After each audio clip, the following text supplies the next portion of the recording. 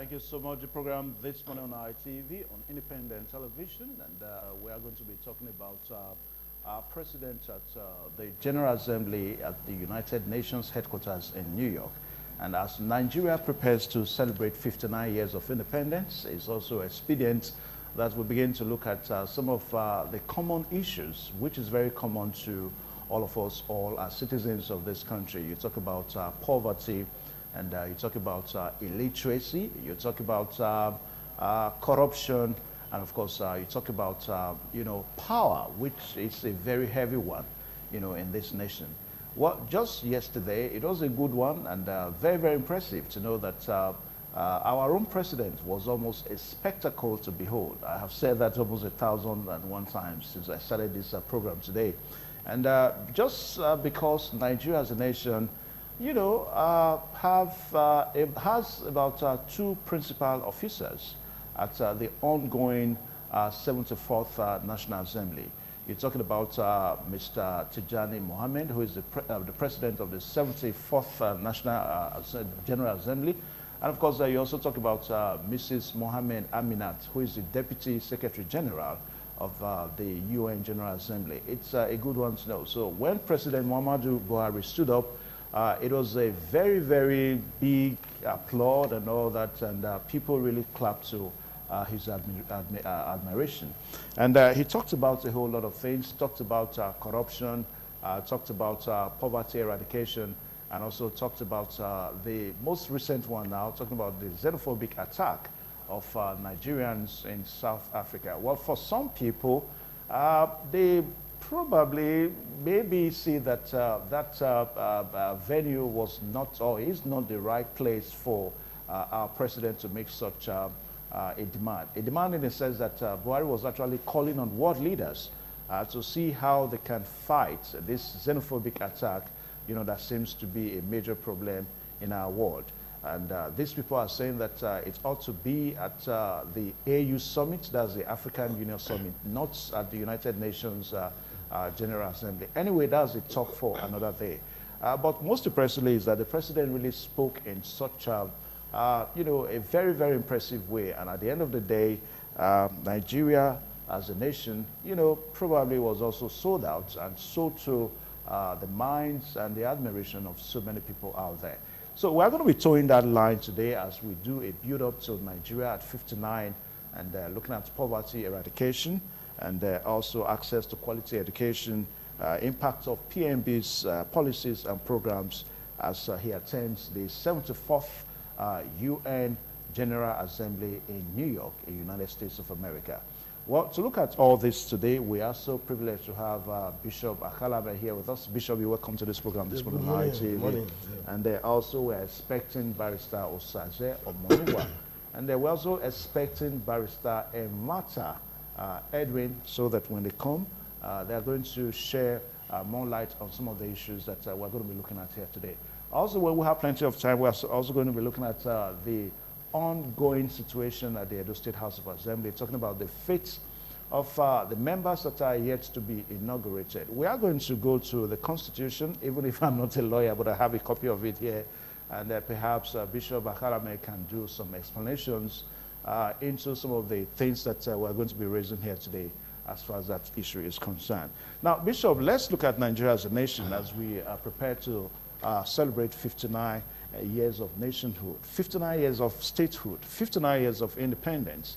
And of course, our president is presently at the General Assembly of the United Nations in America. He talked about poverty and all that, the need to eradicate poverty.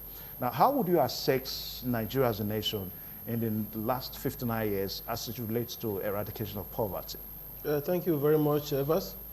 59 years of age. If you see a man that is 59 years now, you know that he's getting closer to his grave because of the lifespan of average black man. You see, I cannot completely say that we've not done well in the last 59 years. A lot of things has happened to us positively, and we have also seen the negative side of life in the last 59 years. Well, in terms of poverty, poverty has been there. It has been there over the years. But discovered that before now, the life was very sweet, very, very sweet. And you will see some persons that they will tell you that in their time, when they were working, they were being paid some amount of money that was very little, you cannot compare to what we get now. And from such money, they will tell you that they were able to do much from such a meager salary or whatever you call it. But today, discover that we are even getting more than what they were getting those days, and yet we cannot live a better life. We will not argue it that there's no poverty in the land. There's serious poverty in the land. And the poverty has caused a lot of problems. Depression, frustration. Even to the point that even some wives are now even leaving their husbands. Even some young children do no longer regard their parents because of poverty. It has brought about what I call family disintegration, poverty. Now, if you look at poverty in Nigeria, it's not as if it's not something our leaders can deal with and reduce it to a level that all of us will be smiling. But we just have people who do not just have interests in eradicating poverty. I have looked at it very, very well. I discovered that even when our leaders talk about poverty eradication in Nigeria, when you look at the other side of it, look at the policies they are bringing into existence. Look at the policies they are bringing in. The policies are policies that are not helping matters. Rather, increasing the poverty in the land. I applaud Mr. President, even myself, like you said. Your president talking where world leaders gathered and begin to talk to them. It's a very nice thing. And you see the way he was highly respected when he was talking. But there are things I heard from him too. We talk about peace and security. You see, Evans, I put it to you that when a man is hungry, he does not understand the language of peace. When the stomach of a man is empty, he does not understand the language of security. Even when you offend him, just match him, tell him sorry. That one will even ignite the anger in him because the stomach is empty. If I believe that our leaders, what they're supposed to do is when you are bringing in such policies, you see, everybody you are seeing today, we're talking about poverty, they're all doing everything, doing something. If you drive down from here now to Solomaka, you see some women selling sachet waters. Everybody are all busy. Everybody are all engaged in all productive activities. But the point is that at the end of the day, the money will come. You will not be able to use the money for anything. What is the problem? Inflation. When there's inflation in the land, no matter what you earn in form of salary or income, poverty will still envelop you. Now, are you trying to say that it's almost a case of misplacement of priority for some leaders? Because leaders in, leaders out, we hear of policies, programs that they put in place to eradicate poverty. Like the present government now, we'll talk about the social investment programs.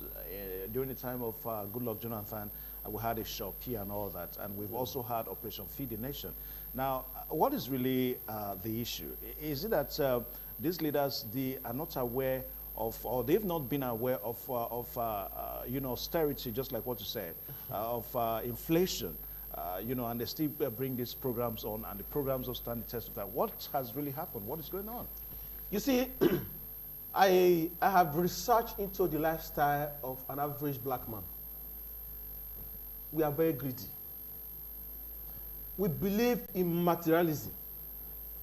We believe that the reason why we do whatever we do is to enrich ourselves.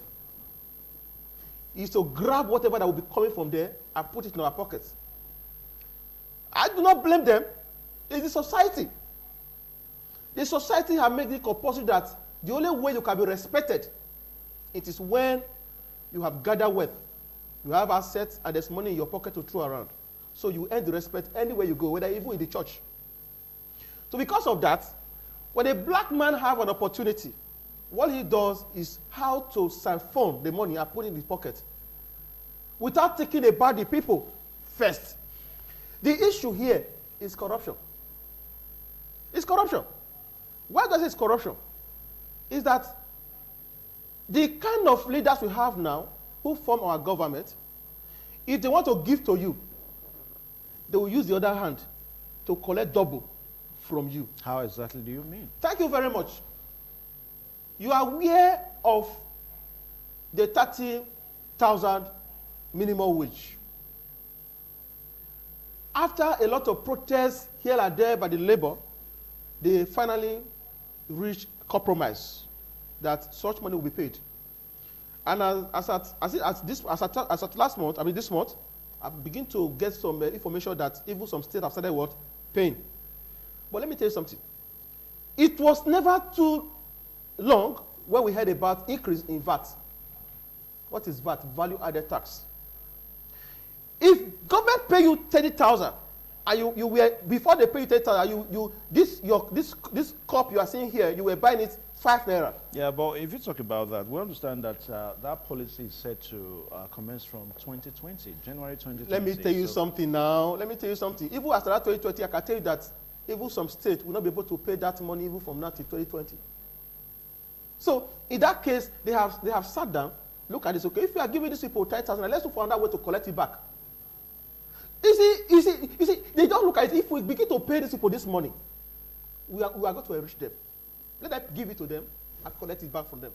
So they are not just there to make sure that the people are happy, enrich them, let them be happy, let there be prosperity in the land. Now, what would you prefer? Because I'm trying to follow the line of your thoughts now. Are you trying to say that the situation whereby even if salaries are increased, taxes will be low? Is that what you're trying to say? It doesn't work. Even when their salary, even when the salary is 100,000 naira minimum wage, the poverty will not go.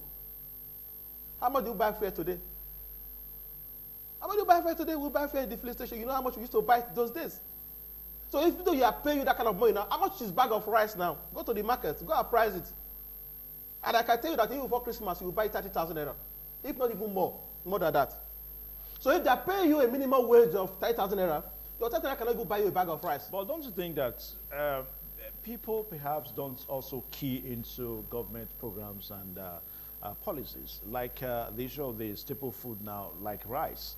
Now, the present government has, is trying to introduce a situation whereby let people go go to the farms and farm. Now, we have arable lands. We can actually do these things here.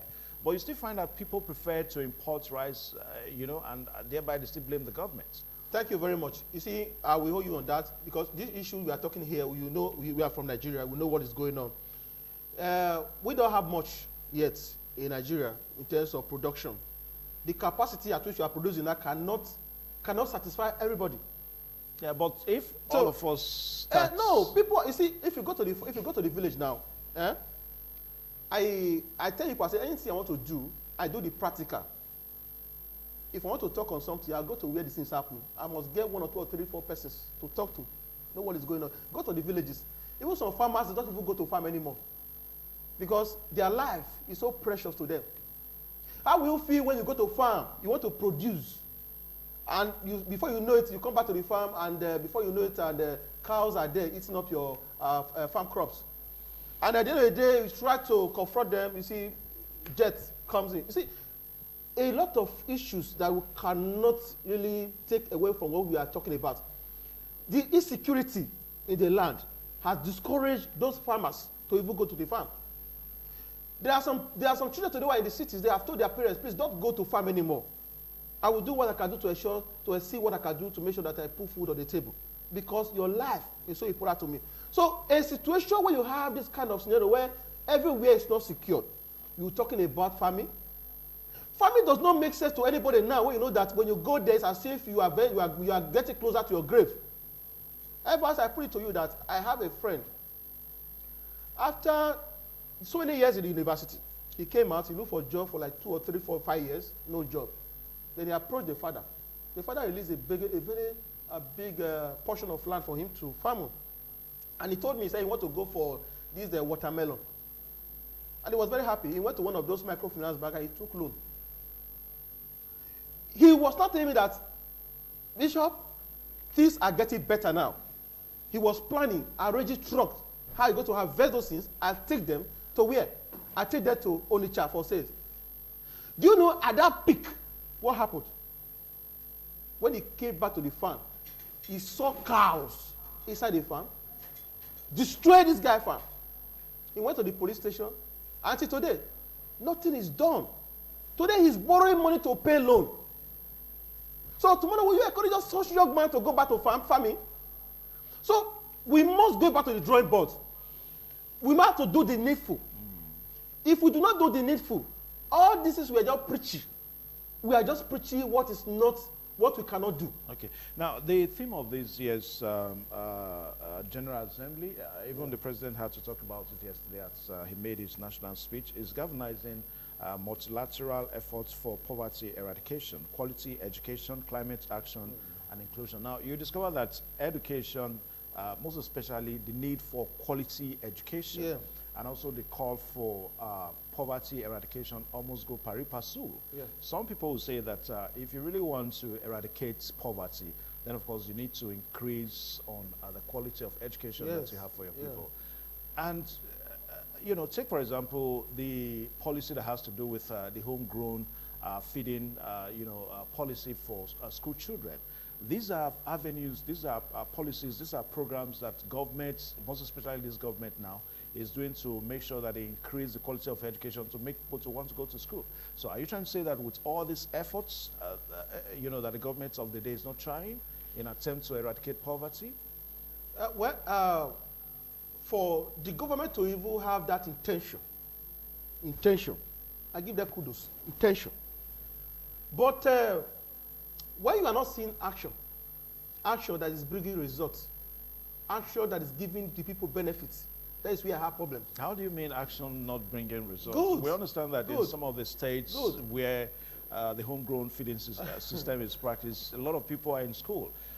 The amount of amejiri children you have on the streets, they have reduced. You want to tell me that it is because of food now that people begin to go to school? No. You see, let me tell you something.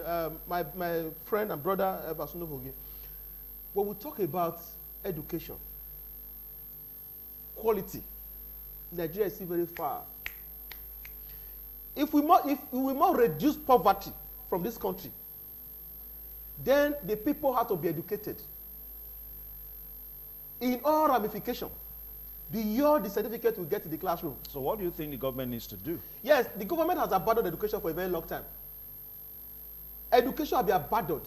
And if you look at what is going on right now, what we are seeing there are just the building, the building and the chairs. Are you aware that even most of the students that you go there, you see, Evans, by virtue of what I do, I have daily contact with students. Most of them will tell you that I'm just here because I just want to identify with my peers. I don't really expect much. Because most times what we are able to get here, how do we use them to better our lives after graduation? You go to the school, you come as if you have not gone to school. It's the system that made it to be like that. Once you are educated, you have access to education. You will never know poverty. All right, so in the area of ensuring quality education, what do you think the government needs to do? The government has to make education a priority. In doing that, they have to start with themselves.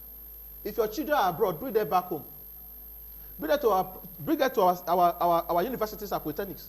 And I believe that when their children are here schooling, those seats that are not there, they'll begin to fix them. How will you feel if your child is in the university and let your child go on strike for 6 months? Then after 6 months, that same child will not come back again. The break got rust too. Yeah, but don't you think that will probably be because like what is happening in Kaduna, Malam Nasir El-Rufai, taking his child to one of the public schools in Kaduna. Some people are beginning to look at it as a way of scoring another political points. So maybe just to gain popularity with the people. Let me tell you something. Since this matter came aboard, I've listened to so many people talking. That's Nigeria. But everybody have their own right to say whatever they want to say. No same man will take his child that he loves so much to a place that is not safe. So I can tell you that the governor of Kaduna State have seen that he's doing very well in education. So to prove to that I've done very well, let me take one of my child to one of those schools so as to prove to you that I know what I'm doing. But how come he's doing it now? I mean, this is the second tenure. Let me tell you something. When I can tell you that when he came, I have been following him. When he came as governor of Kaduna State, I believe one of those things he did in the education was to sack screen all the teachers. Yes, try to screen all the teachers to have to ensure competency. Yeah. Okay, he brought a lot. Even now, if you go to some of the secondary schools, you have PhD holders. You know, those who really know those things, who know what education is all about, they are not there. So fixing the physical and the intellectual, you know, in the education, I believe these are the propellers that make it to say, oh, let me my child go there because I know where it's there now. That when my child go there, come out, my child will be very fine. So if our leaders begin to make it a priority that education has to work, because let me tell you something, Evans, there is no economy that can grow without education. The bedrock of growth and development of any economy is what? Is education. And once that education has been bastardized, we remove education for whatever we do, there's a problem. Because right now in Nigeria, the priority is wrong. They have placed money above education. They will tell you, what is education?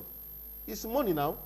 If I can get my money, it's not because, you see, average Nigeria cannot tell you that it is because of money we have to go to school, acquire certificates.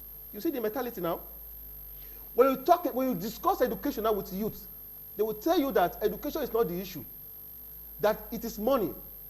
So they now have this mindset that the reason why they go to the university, polytechnic, or education is because they want to be rich, they want to make money.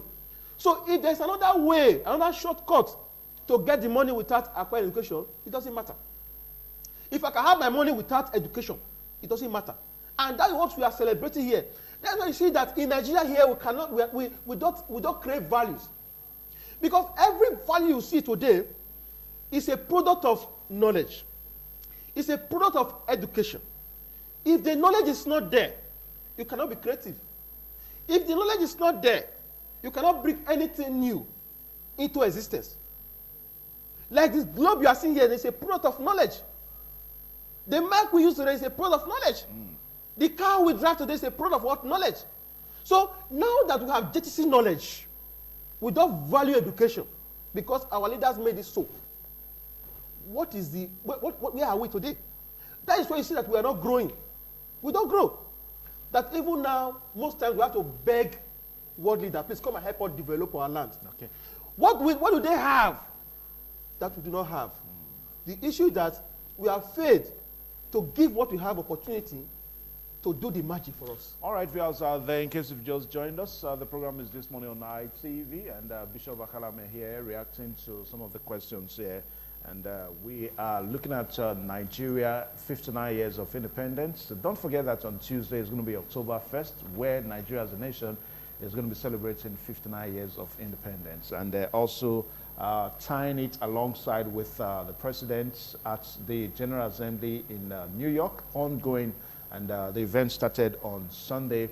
And yesterday was the very first time that world leaders started, speaking, addressing issues to their fellow counterparts. And our own president was the fifth speaker at that event. And they're also looking at the theme, which is galvanizing multilateral efforts for poverty eradication, quality education, climate action, and inclusion. Now, Bishop Akalame, yesterday the president also mentioned the issue of xenophobic attacks, xenophobia, which seems to be a major issue now. Yeah. And he also talked on the need for world leaders to encourage peace. He talked also on multilateralism, the need for peace, encouragement, and all that. But for some people, they probably, are seeing it differently, that UN General Assembly should not be the right venue for such a call, that you have the AU, the African Union,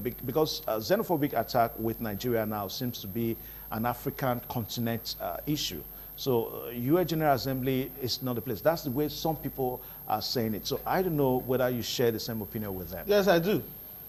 I share the same opinion. Like you said, we have African Union.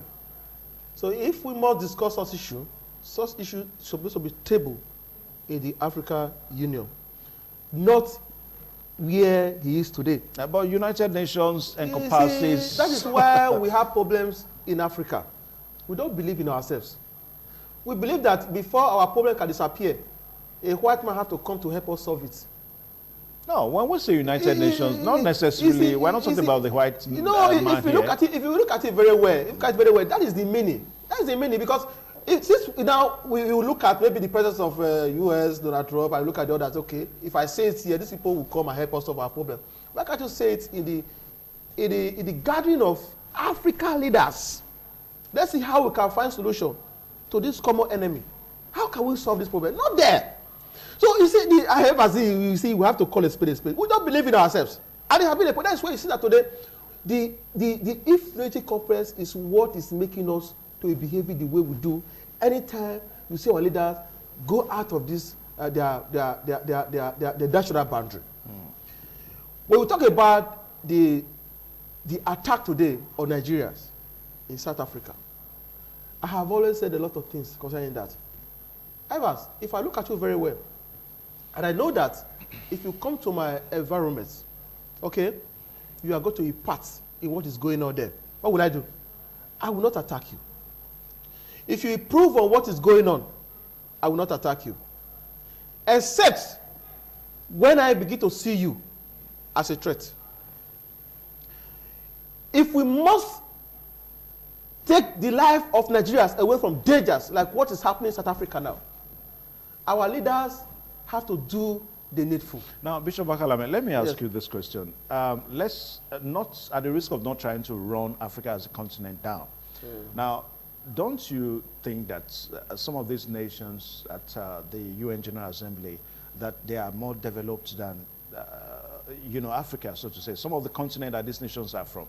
Now, is it a crime for our own president, to make a clarion call that please come to us? Because what the president probably, was trying to do yesterday was trying to let these people know that, look, once Africa is settled in terms of technology, in terms of development, then some of these issues that Africa is facing as a continent, which boomerangs on some other continents around, will not be. So is it a crime for the president to want to make a call that please come, help us to develop Africa? There's nothing wrong when you make that call when you're helpless. When you make that call, anytime you make that call, it shows that you are helpless. No, not the way you are putting it. No, you see, Evans, when you look at the issues that have happened before, you will know that we are helpless. I still maintain that the problem, the reason why we always run to them is because we don't think we can solve our problem by ourselves.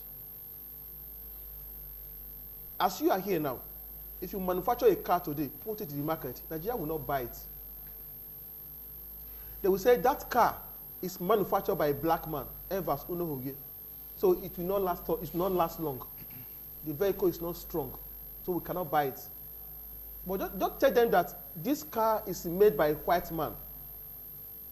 Even when what you are selling, what they are buying is triple the amount you are selling your own, a black man will count that money and buy that vehicle made by a white man.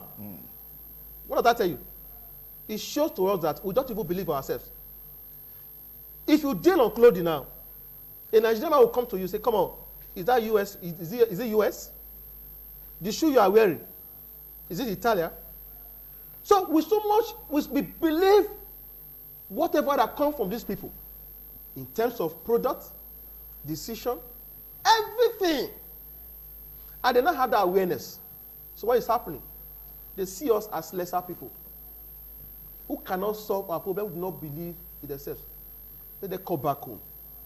There is nothing we find from white men that we don't have. A black man is very intelligent. A black man is very creative. But the point is that we have not given ourselves the opportunity to do what we have to do to better our lives. Not until we begin to do this we'll still remain where we are. Okay. Now, I'm going to read out an excerpt to you from the speech that the president made yesterday, because you keep on trying to say that the issue of poverty is almost an African thing. And I'll tell you that, no, it's a global thing. Now, just listen. Poverty in all its manifestations remains one of the greatest challenges facing our world. That's the president now speaking at the assembly. Its eradication is an indispensable requirement and for achieving sustainable development. In this regard, Nigeria has developed a national social investment program, a pro-poor scheme that targets the poorest and most vulnerable household in the country. Now, what I'm trying to say is that poverty is not really just a Nigerian thing, so to say. It's not even an African thing. It's global. I mean, we have some nations of the world that if they also tell you the problems that they have with poverty, then you may also have to praise your country, Nigeria. That Nigeria and our government, we are trying in efforts putting together to make sure that we eradicate poverty. Thank you, Evans. What is poverty? When a man cannot have access to the basic things of life, that is poverty. Housing, food, clothing. If you cannot get this, poverty has come. Like you have said, there's no place in the world where you don't have poor people. But that of Africa is oversized. It's much because our leaders don't care about the people. If you look at it very well, a lot of people die every day in Africa. But if you compare that to what is happening in the Western world, it's not like that. Yeah, but we also have reports of attacks. No, I'm coming. I'm coming. Yeah. Like now, you could be very sick. You don't have money to buy drugs, even to go to the hospital. Then you access a hospital outside the country. You get treated without pay. You go back home healthy. Death will go away from you. But let's go back home, Nigeria. Just go to any of the hospital without money in your hand. To even get a card, nobody will talk to you. Even when they see that you are dying, as long as you don't have money, it's good as you are dead. Nobody will talk to you. So it has gotten to that level. Now, if you look at the vulnerables in Nigeria today, look at the way they are being handled. Even when the food, which is the basic thing for them to eat, so people will still steal it. I just don't know. How do you feel people that are in the camp, to the IDP camp, people who do not have home to stay, have a house to stay, who are suffering? Somebody with an organization or individual will donate some food, items, to such people who are vulnerable. Somebody will take the food and convert it to his own. So what you're saying is that poverty seems to be in some of our minds here. You see, the poverty in Africa, you cannot compare it to the poverty there. Anyway, let me say this to you. Let me say this to you. Yeah. You know, when I traveled to Lagos, my friend came back with his family. When the light went off, the child was crying. I don't know why his child said. He said, since gave birth to that child, light has never gone off. In Nigeria here, you can remain in your house for 1 year, you will not see light. All right, Bishop, let's quickly come off that now so that we can also look at the other issue of the day, talking about the Edo State House of Assembly. Okay. You know, I mentioned it to you that we are going to be looking at the fate that lies, in the hands of those members that are yet to be inaugurated. Now, by law, I had to go to try to get something from the Constitution here. If you have a copy of the law there of the 1999 Constitution as amended, you have section 109 and item number 1, 2, 3, 4, 5, 6, 7. Now, it says that a member of a House of Assembly shall vacate his seats in the House if without just cause he is absent from meetings of the House of Assembly for a period amounting in the aggregate to more than 1/3 of the total number of days during which the House meets in 1 year. So what this part of the Constitution is trying to say that members are supposed to sit for a period of time for the first session in a year. So, the issue at the Edo State House of Assembly is so interesting to everybody because people are really following it up. So for some people, the implication of it is that for these members that are yet to be inaugurated, now they stand, they just stand the risk of losing their seats. I don't know if you share that same opinion. Thank you very much. I love this this topic we just brought in now. This issue, we'll be discussing this issue for some time now. Why do we discuss? Because it's an issue that affects every one of us. I'm from Esako East. And if I want to table a problem to a member representing me and I go to that assembly and it's not there, it makes me angry. You see, what you are saying here is that these people you are talking about, they are not yet members. Though we voted for them. Okay, they are not yet members. They are not yet members. Okay. You see, we voted for them. They've not been inaugurated. They've not been sworn in. Okay?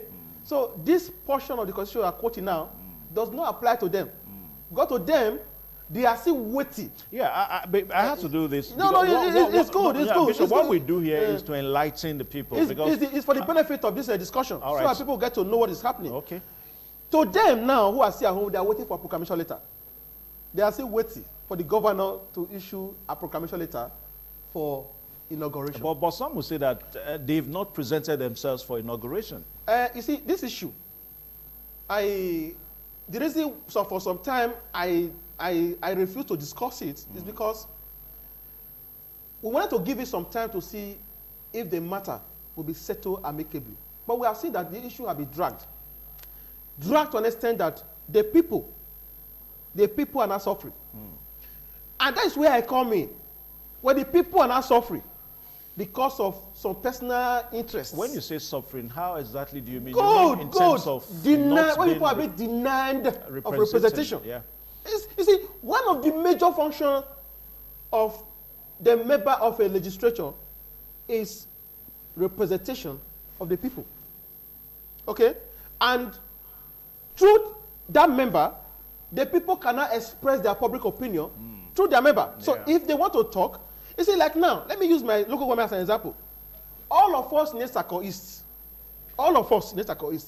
cannot occupy House of Assembly there. So that's why we choose only one person. Please go and represent us.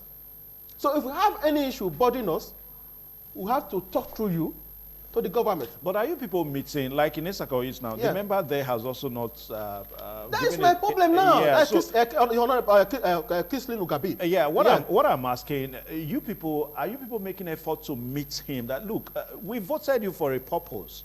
I mean, time is going. Because the way it is now, it seems everybody is just laying back, allowing these members, okay, you know what to do. We've given you the power. You see, let me tell you something.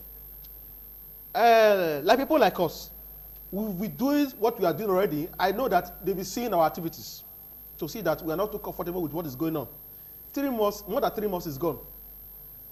Legislative activities, business are going on in the House of Assembly. And a lot of bills are being looked at and have been passed. And if the governor wants to do anything for us, it is through him that such development can come to us. Yeah. But now it's not there, okay, to be connected to us. So what is your efforts? That's not. No, we'll be calling them to. See, let me tell you my position in this issue. We cannot say because the water is bad, you throw the baby at the bad water away. But don't you think that the issue with the governor giving another proclamation letter is almost a kind of a personal issue with these members that have refused to bring themselves up for inauguration? Because just like what you said now, you are from that constituency. And perhaps most people from that constituency do not share the same let me tell you something. Yeah. Let me tell you something. I share the same opinion with them. Oh, you share the same opinion with your representative? Yes, but the issue is, let me tell you something. Most of the members you are seeing today are my friends. Almost all of them. Let me just say, almost half of them, they are my friends.